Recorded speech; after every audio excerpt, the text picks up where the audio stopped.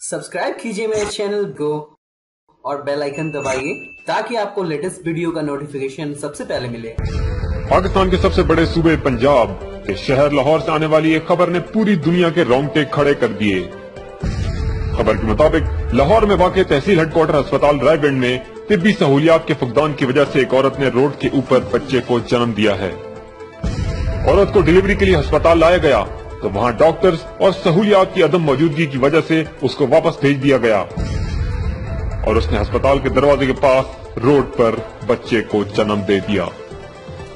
अस्पताल का ज्यादातर अमला अस्पताल की बजाय जाती उम्रा में ड्यूटी पर तैनात है, जहां शरीफ खानदान के नौकरों के इलाज मुआवजे के लिए डॉक्टरों को रोज हाजिरी देनी होती है।